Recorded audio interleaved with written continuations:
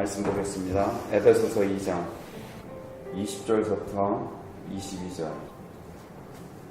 오늘 여기 지금 본문 읽었는데 거기 보면 사실은 문맥은 뭐냐면 이방인들도 예수님 안에서 구속을 받아서 이제 예수님의 피로 말미암아 이방인들과 유대인들이 하나가 될 수 없었는데 둘이 하나가 되었다라는 이야기를 하면서 이제 결국은 예수님 안에서 이방인들도 유대인들도 다 하나가 돼서 한 건물이 돼서 하나님이 거하실 만한 처소가 되어간다. 함께 성전이 되어간다. 이런 이야기를 하고 있는 거거든요.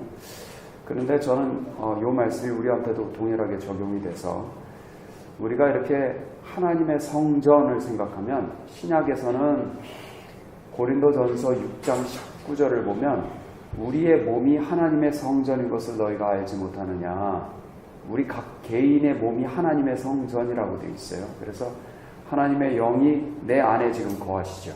성령이 내 몸 안에 거하신단 말이에요.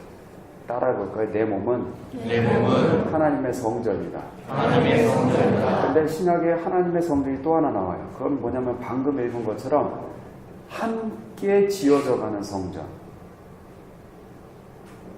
그래서 그거를 내 몸이 아니라 그리스도의 몸이라고 해요. 그러니까 성전이 두 가지 차원이죠. 하나는 각 개개인의 몸이 하나님의 성전인 것과 또 다른 거는 그리스도의 몸, 우리가 연합할 때 서로 함께 예수 안에서 지어져가는 성전. 그래서 성령께서 이렇게 모였을 때 임하신단 말이에요. 내가 개인적으로 기도할 때 임하시는 성령이 있고 우리가 이렇게 함께 모여서 예배할 때 임하시는 성령이 있어요. 동일한 성령이나 역사는 틀립니다. 그리고 두 가지 중에 하나만 있으면 그 사람은 뭔가 부족한 거예요. 두 가지가 다 있다는 거예요. 이렇게 함께 성전이 되어가고 이 말씀이 있는데 우리 4장 가서 한번 볼까요? 에베소 4장 15절 보니까 예수님의 사랑 안에서 참된 것을 행함으로써 예수님의 머리까지 자라는, 예수님이 우리 머리인데 거기까지 자라나는 거예요. 근데 자라는 걸 보십시오. 16절 그에게서 온몸이 각마디를 통하여 도움을 입음으로 연락하고 상합하여, 그러니까 서로 각 지체들이 서로 연결되어서 각 지체의 분량대로 역사하여 각자의 역할을 할 때 그 몸을 자라게 하며 사랑 안에서 스스로 세우느니라. 그러니까 여기서 지금 성장은 뭐냐면 이 몸, 예수님의 몸이 성장하는 것을 얘기하는데 그 예수님 몸 안에서 우리 각 지체들이 자기 역할을 잘할 때 그럴 때 함께 성장한다라는 얘기를 하고 있어요. 그래서 오늘 말씀을 정리하면 함께 성전이 되어가고 함께 성장한다. 함께 성전, 함께 성장. 요게 오늘 말씀이에요. 따라해보죠. 함께 성전이 되어가고 함께 성전이 되어가고 함께 성장한다. 함께 성장한다. 네, 우리가 신앙을 생각할 때요, 아까 말씀드린 것처럼 대부분 다 개인적인 신앙을 많이 생각들을 합니다. 개인적으로 내가 예수 믿고 개인적으로 기도하고 개인적으로 내가 성장한다. 이것만을 주로 생각하는데 성경이 분명히 그런 부분이 있죠. 그런데 마찬가지로 또 한 가지가 또 비면 안 되는 게 뭐냐면 이렇게 함께라는 개념이에요. 공동체. 함께 예수 안에서 성전이 되어가고 함께 성장한다. 그래서 저는 오늘 이 말씀을 이제 두 가지로 그래서 나눠보려고 그래요. 사실은 이제 아까 말씀드린 것처럼 개인적인 신앙인데 이 공동체적인 신앙이 결여가 된다. 그러면 예수님을 잘 믿는 걸까? 의구심이 들어요. 왜냐하면 예수를 잘 믿는다는 건 예수님 말씀대로 하는 것인데 예수님 말씀 가운데 가장 큰 것 중에 하나가 뭐냐면 이웃을 네 몸과 같이 사랑하라. 근데 이웃 사랑이 결여가 되어 있는데 어떻게 예수를 잘 믿는다고 하겠어요? 그러니까 사실은 두 가지가 같이 갈 수밖에 없는 건데 그래서 아까 함께 성전이 된다, 함께 성장한다 그럴 때 함께 성장에 대해서 먼저 얘기를 나누려고 합니다. 함께 성장한다. 우리는 이렇게 공동체를 이루고 나면요, 이런 공동체는 필연적으로 운명을 같이 합니다. 그래서 운명 공동체, 운명. 함께 성장하고 함께 성공하고 함께 실패합니다. 우리 고린도전서에도 보면 그리스도의 몸으로 우리를 비유하면서 한 지체가 영광을 얻으면 함께 즐거워한다. 같이 영광을 얻는 거예요. 한 지체가 실패하고 아프고 힘들면 함께 고생하는 거예요. 이처럼 우리는 운명 공동체입니다.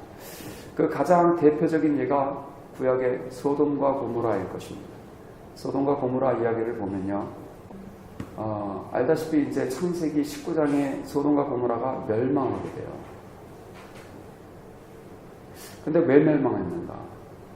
네, 그 땅이 죄악이 관영했기 때문에. 그래서 멸망했다. 아니에요. 그것이 이유가 되기는 했으나 진짜 멸망한 이유는 하나는 뭐냐면 18장에 아브라함이 소돔과 고모라에 자기 조카 롯이 살고 있었기 때문에 그 땅을 위해서 중보했어요. 하나님, 의인과 악인을 함께 멸망하는 게 맞습니까? 그랬더니 하나님, 내가 그 땅에서 50명의 의인을 찾으면 멸망치 않겠다. 만약에 5명 비면요 45명을 찾아도 멸망치 않겠다. 아유, 그럼 조금만 참으십시오. 40명이면 어떻습니까? 멸망하지 않겠다. 30명, 20명, 최종적으로 10명까지 딜을 했어요. 내가 그 땅에서 10명의 의인을 찾으면 그 10명으로 인해서 그 땅을 멸망시키지 않겠다. 죄악은 여전히 있어도 그 땅 가운데 10명의 의인이 있다면 멸망 안 하겠다는 거거든요. 그러면 죄악 때문에 멸망시킨 게 맞지만 사실 또 돌이켜보면 10명의 의인이 없었기 때문에 멸망했다라고 볼 수 있는 거죠. 이 땅이 지금 잘 돌아가는 게 죄가 없기 때문에 잘 돌아가는 게 아니에요. 한 가정이 잘 돌아가는 게 죄가 없기 때문에 돌아가는 게 아니에요. 한 교회가 아직도 뭔가 그래도 하나님이 하시는 게 죄가 없기 때문에 아직 살아있는 게 아니고 왜 살아있냐? 그 가운데 누군가가 하나님 마음에 합하여 의인 역할을 하고 있기 때문에 그렇다는 거죠. 그래서 결국은 롯이 그 땅에 있었을 때 아브라함은 이제 생각했겠죠. 왜 둘이 갈라졌는가? 때가 너무 많았기 때문에 갈랐잖아요. 롯이 종도 많았을 겁니다. 그러니까 갈랐어요. 재산도 많았고 종도 많았어요. 롯이 그 땅에 들어가서 자기 아내 두 딸은 정혼한 사이가 둘이 있었어요. 그럼 최소 6명이에요. 종 중에 혹시라도 그 주인 롯의 영향을 받아서 좀 하나님을 경외하는 사람이 있었지 않았을까 생각하면 10명은 아니 지금 그 롯의 때만 하다가 50명은 충분히 넘었을 거예요. 그런데 10명은 되지 않았을까 생각했는데 없었어요. 10명이 안 됐어요. 알다시피 6명 가운데 이게 혈연으로 연결된 6명도 다 의인이 아니었어요. 롯이 그 사위들한테 얘기하죠. 하나님께서 이 땅을 멸망시키겠다고 했다. 빨리 준비해라. 우리 떠나야 된다. 그랬더니 그 사위들이 뭐라 합니까? 그 말을 농담으로 여겼더라. 평소에도 말을 안 듣는 거예요. 영향력이 거기까지 가지 않았어요. 그러니까 2명은 아니에요. 그러면 아내는 어땠는가? 뒤도 돌아보지 말고 도망가라 했는데 자기가 그 땅에 두고 온 것이 있으니까 그 세상에 대한 연민 때문에 그 욕심을 끊어내지 못하고 돌아봤다가 소금기둥이 됩니다. 그러니까 아내도 아닌 거예요. 그러다 결정적으로 그러면 3명 살아남았어요. 롯과 2딸. 근데 그 2딸도 소돔과 고모라의 가장 대표적인 죄는 뭐였냐면 성적 타락이었습니다. 그런데 이 2딸도 결국은 그때의 문화에 젖어 있어서 아버지를 술 취하게 하고 동침하잖아요. 그래서 얻은 자식이 모압과 암몬이잖아요. 모압 자손, 암몬 자손이 그렇게 출발한단 말이에요. 그러니까 이 2딸도 악인이었던 거예요. 베드로후서 2장을 보면 롯은 의로운 사람이라 평가한 걸 보면 그 사람은 의로운 사람, 즉 개인적인 신앙은 어느 정도 있는지 모르나 공동체적인 신앙은 결여됐던 사람이라고 했죠. 그래서 공동체를 세우는 데는 실패했던 사람이고 의인의 회중을 만드는 데는 실패했던 사람이고 따라서 그 결과 손해는 다 입었어요.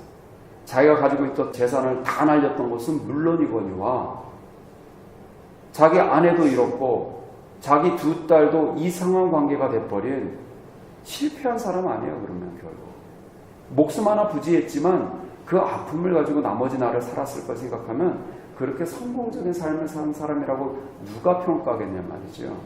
그게 다 뭐냐? 개인적인 신앙은 어느 정도, 그러니까 개인적인 신앙밖에 없었던 사람. 공동체 신앙에는 실패한 사람. 저는 우리 과거 우리나라의 교회들을 가만히 생각하면 다 가난했었어요.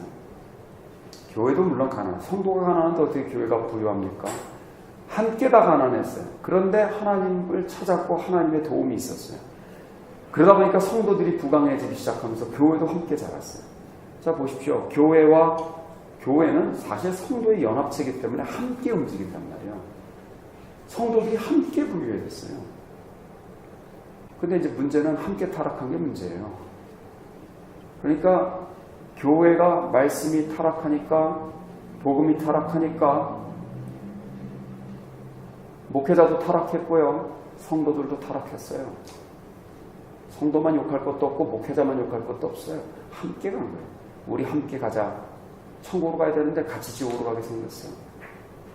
지금 그런 세대가 됐잖아요. 그러니까 다시 말씀드리지만 이 공동체는 나와 무관한 게 아니에요. 제가 제일 들을 때 좋은 표현이 뭐냐면 이런 표현이에요. 우리 판교 예배. 어떤 분이 얘기하는데, 목사님, 그 판교 예배를 참 제가 많이 옆에서 후원하고 돕고 그래야 돼. 제가 그래서 돕고 후원하는 걸 요구하지 않아요. 제가 원하는 거는 이 사역이 대표님의 사역이었으면 좋겠다. 이게 왜 내일이에요? 내일 하고 싶지도 않고, 이게 주님의 일이거니와 주님의 일이면 우리 일이 돼야지. 그래서 제가 제일 좋아하는 표현은 우리라는 단어예요. 제가 그래서 우리라는 단어 쓸까 생각하는데 벌써 2개나 있어. 판교, 우리 교회, 우리들 교회 다 있기 때문에 좋은 이름들 쓴 거예요. 심지어 우리은행 뭐 이런 것도 있고. 그러니까 우리라는 단어가 너무 좋은 거예요. 옆에 사람을 보고 우리 이 말을 하실 수 있어야 돼요. 근데 너무 개인적이야. 저 사람, 이 사람, 저 사람. 게다가 저를 부를 때 이용성 목사님 제일 싫어요. 제일 싫다는 건 좀 과장이고 그건 뭐라고 모르겠어. 그런데 어쨌든 그 말을 들을 때 어쨌든 거리감이 느껴지는 느낌이 있을 때가 있어요. 그러면 같은 사명을 지고 가는 사람 같지가 않아요.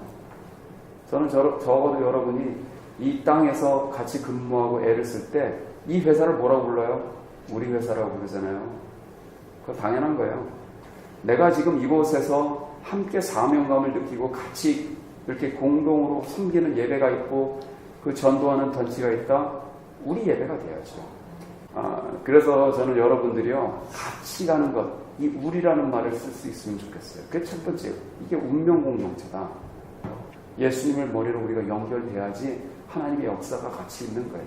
자, 운명 공동체다. 두 번째는, 근데 아까 말씀드린 것처럼 우리는 함께 성전이 되어간다 그럴 때 성전의 가장 대표적인 기능은 예수님이 뭐라 그러셨냐면 만민이 기도하는 집이라 일컬음을 받을지니라 해서 함께 기도하라는 의미가 담겨져 있어요. 함께 기도할 때 성령께서 이곳에서 역사하시는 것을 여러분이 느낄 거예요. 경험할 거예요. 응답이 오는 걸 경험할 거예요. 우리 예수님이 주기도문을 가르치실 때 주어를 가만히 보십시오. 하늘에 계신 우리 아버지, 이름이 거룩히 여김을 받으시고 나라의 마음시는 뜻이 하늘에서 이룬 땅에서 이루어지리이다 하놓고 오늘날 우리에게 일용할 양식을 주옵시고 우리가 우리에게 죄 지은 자를 사해 준 것 같이 우리 죄를 사해 주옵시고 우리를 시험에 들게 하지 마옵시고. 한글로는 6번 우리가 반복이 됐고요. 영어로는 we, us, our 비슷한 단어 저기잖아요. 그러면 그게 9번 반복이 됐더라고요. 그러니까 6번, 9번. I는 하나도 없어요. me 하나도 없어요. me, I로 기도하는 게 틀렸냐? 그 말은 아니에요. 그렇게 기도하는 부분이 분명히 성경에 나오니까. 하지만 적어도 이렇게 기도하라 예수님이 가르치셨던 주기도문은 공동체 기도문이 맞습니다. 함께 기도하라. 마태복음 18장 19절 20절을 보면 예수님이 이런 말씀하셨어요. 너희가 만일 두 사람이 무슨 일이든지 간에 합심해서 이 땅에서 구하면 하늘에 계신 내 아버지께서 이루어 주시리라. 공동체 기도예요. 두 사람이 합심하여 기도하여. 그러고서 20절에 나온 말씀이 여러분 잘 아는 두세 사람이 내 이름으로 모인 그곳에 나도 그들과 함께 하겠다 약속하셨던 거예요. 여러분, 그래서 이렇게 공동체 기도가 역사하는 힘이 있어요. 그거는 개인 기도랑은 또 다른 차원이에요. 개인 기도는 하는데 공동체 기도가 없고 공동체 기도는 하는데 개인 기도가 없다. 둘 다 문제예요. 둘 다 있으라는 말이죠. 우리 사도행전의 역사를 보면 대부분 다 공동체 기도의 역사예요. 함께 기도할 때 성령께서 그들 가운데 임하시고 땅을 흔들고 땅이 막 지진이 난 것처럼 역사가 일어나고 하나님의 응답이 일어나고 베드로가 옥에 갇혔을 때 교회가 애써서 기도할 때 하나님이 응답하시고 이게 다 공동체 기도 아닙니까? 저는 우리가 기도하는 공동체가 돼야 돼요. 예수님을 바로 믿고요. 함께 기도하는 공동체가 돼야 돼요. 함께 기도하는 시간이 저희 점심때 이 시간 가지고는 턱도 없이 부족해요. 다시 한번 말씀드리는데 가능하신 분들은요. 목요일날 저녁 때 오세요. 오셔서 함께 기도해요. 기도하면 하나님 분명히 듣고 응답하실 거라고 저는 믿어요. 저는 그래서요. 이렇게 공동체라는 것이 너무너무 중요한 것인데 이 소돔과 고모라 어떤 의미에서 지금 소돔과 고모라 아닌가요? 여러분? 이런 소돔과 고모라 같은 땅에서 의인이 생겨나야 된다는 거예요. 그 의인이 누구냐? 하나님을 찾고 예배하고 기도하고 전도하는 사람들.